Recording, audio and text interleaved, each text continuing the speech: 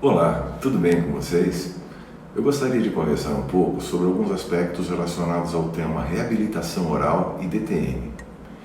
Todos nós sabemos que se trata de um assunto de alta relevância clínica e de grande incidência em nosso consultório, e que muitas vezes nos leva a dúvidas e receios quanto ao diagnóstico diferencial e a indicação da forma terapêutica mais adequada.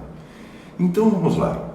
Quantas vezes nós nos deparamos com situações em que o paciente nos procura num quadro de dor agudo e com dúvidas que não conseguimos responder?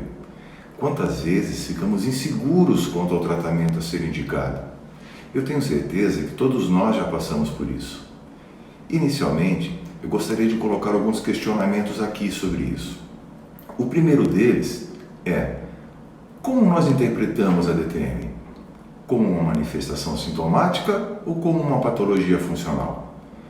A resposta a esses questionamentos é muito importante, porque ela vai refletir no diagnóstico e no tipo de tratamento que indicaremos.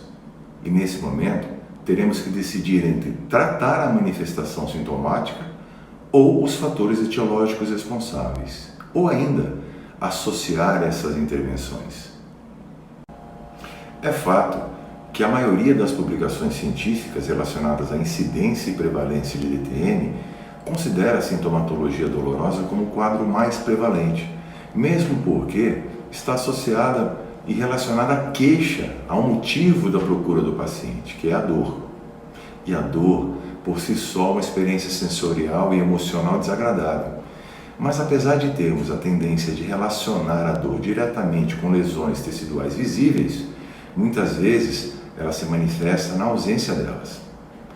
Então, tanto nas situações em que os pacientes nos procuram com quadros de dor aguda, como em quadros de dor crônica, temos que lembrar que ambas, a manifestação dolorosa é decorrente de injúrias teciduais e respostas inflamatórias que exacerbaram o limiar nociceptivo do paciente e devem ser compreendidas e tratadas de maneiras distintas, porque representam experiências distintas.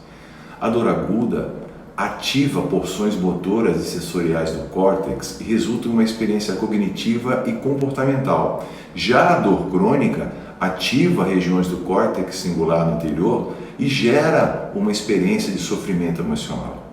Então, devemos intervir sim nos quadros agudos e crônicos, mas de maneiras diferentes.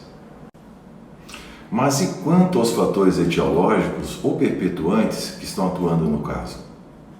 Um considerável número de pacientes que procuram tratamento odontológico são portadores de sinais clínicos que sugerem alterações articulares, musculares e oclusais, muitos deles sem manifestar dor. Muitos deles possuem sinais de uma oclusão habitual incompatível com padrões de normalidade do sistema mastigatório, como, por exemplo, um plano oclusal desnivelado, giroversões, ausência de guias, desvios de linha média, dimensão vertical de oclusão alterada e sinais e sintomas como ruídos articulares durante a função, hipoacusia, cansaço, dor muscular ao mastigar, dores nas ATMs e por aí vai. Esses sinais e sintomas, assim como os outros descritos na literatura, caracterizam sim a DTM. Os pacientes que apresentam-se dentro dessas características ou que possuam um percentual considerável desses sinais e sintomas não podem ter seu tratamento restrito apenas ao alívio do quadro agudo. Que tal então conversarmos um pouco mais sobre isso?